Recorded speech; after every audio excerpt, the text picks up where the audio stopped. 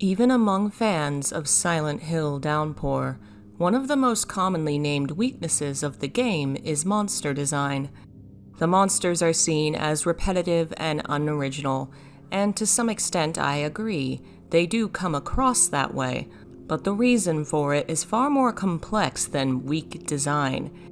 It's a number of factors coming together to undermine the impact of the town's monstrous denizens, despite the fact that they are rather unique and have important implications on the story.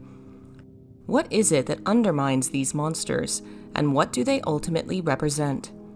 Before we can discuss it, we have to consider a major factor in Downpour's success and failure: its massive size. Consider Silent Hill 2.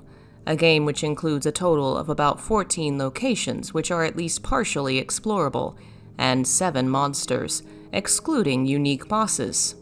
The streets James can explore are limited. The main section of town contains 7 central roads, which are cut off in various places. Across these locations, the spread of monsters is well paced, with a variety of them appearing at various points in the game.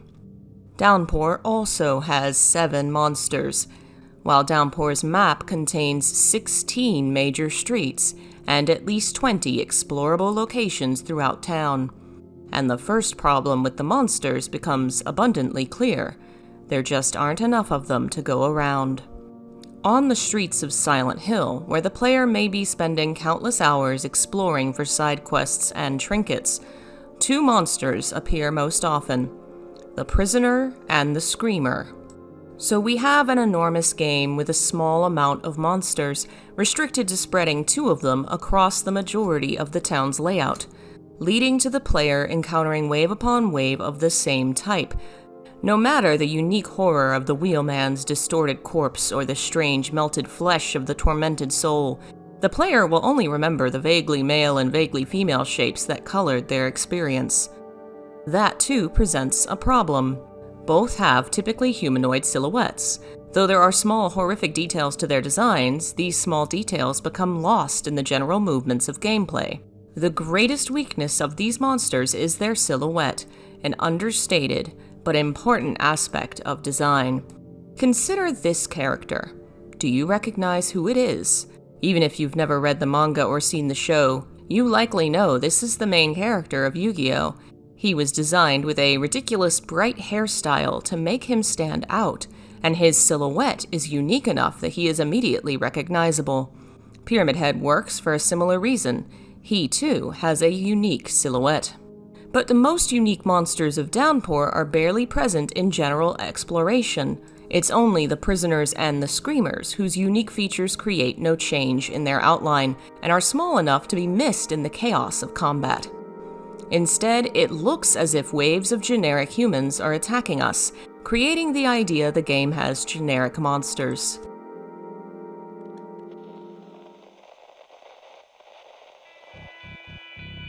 A major contribution to the feeling of weakness was the focus on humanoid monsters, and I quickly understood why these creatures were so human when I looked deeper into their initial designs. A presentation on horror by Brian Gomez, design director of the game, revealed that the team looked to modern horror genius and monster icon, my personal favorite author, Clive Barker. For those who don't know, Clive Barker is an author and director behind multiple best-selling horror novels and many films, including his most famous, Hellraiser. He is the mind behind Pinhead, and his works have been cited as an influence on the series since the first game. Barker's monsters are very human. They are tormented people, and in taking inspiration from him, the Downpour team focused on creating monsters who appeared to be humans in terrible, tortured forms of life. It becomes incredibly obvious Barker was an influence once you consider cutscenes like this, scenes which have heavy focuses on chains, imprisonment, physical torture, and body horror. The peeled-back eyes of the prisoners, the split mouths of the screamers are reminiscent of Barker's Cenobites. The problem is that these horrifying details are lost in gameplay. In film, the camera is able to constantly frame the monsters so as to best present their horror to the viewer. In gameplay, the camera has to focus on the player, and outside of pre-rendered cutscenes, you never see these monsters up close. and so you lose these details.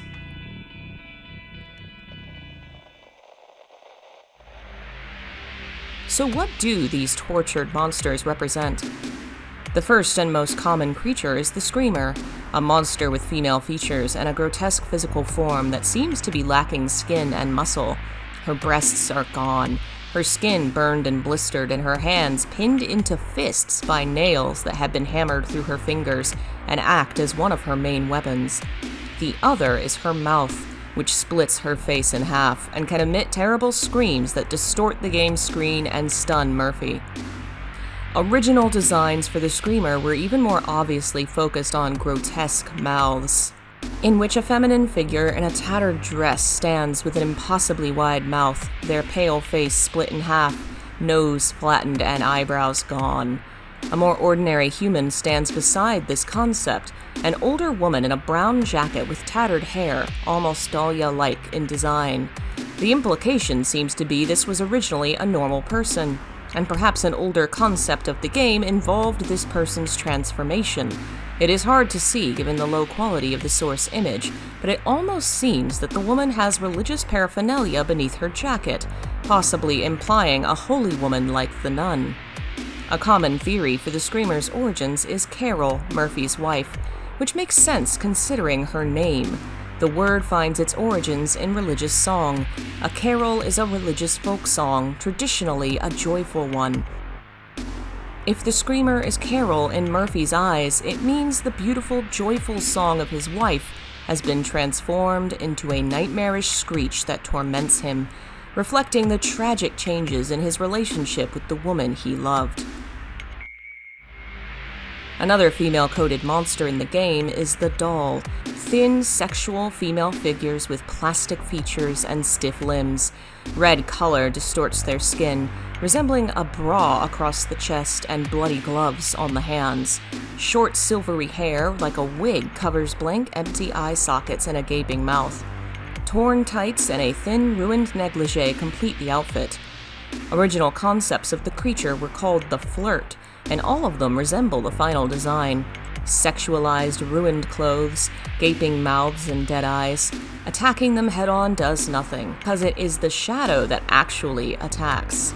Dolls use illusions to mislead the player, and chasing the wrong target will get you killed.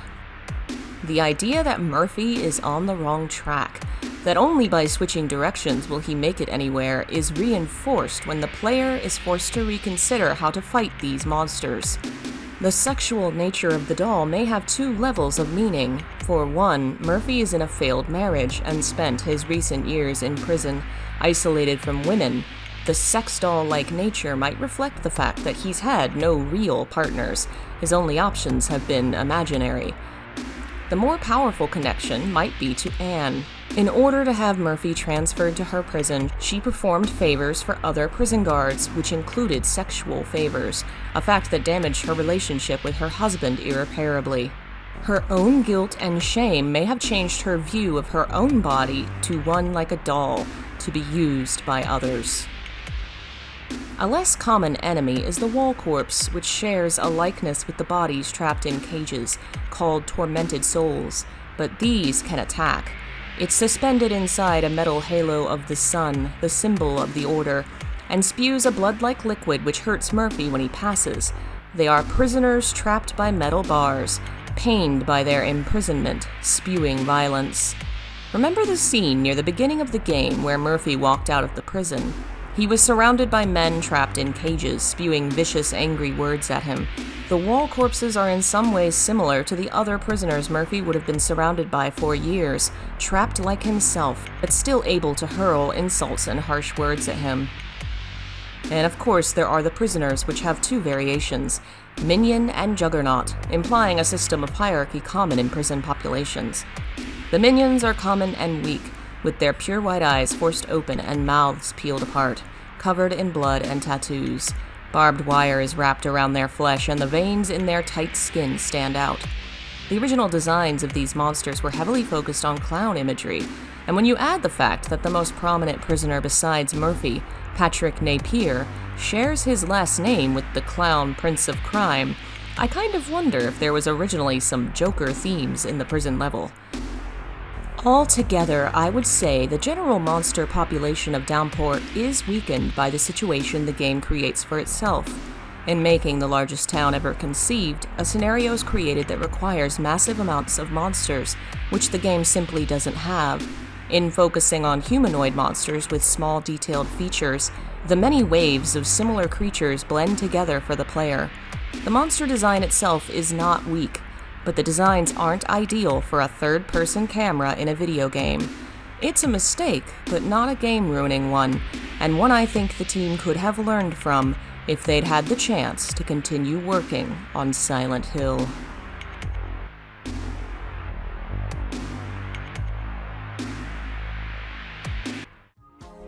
Trauma is a hell of a thing. It warps us as much as it molds us. Its blood and black and needle-scratch screeches at 3 a.m. when the thumping in your ears wraps us tight and suffocates us. And it never, ever goes away. This story doesn't end the way we want all the time. By Anton Kenker. 73 poems of trauma, terror, and the fight to win back control of the self. Wrapped in cracked scabs and pus. Available in ebook and paperback at thedragonsroost.biz or through Amazon, with an introduction written by yours truly.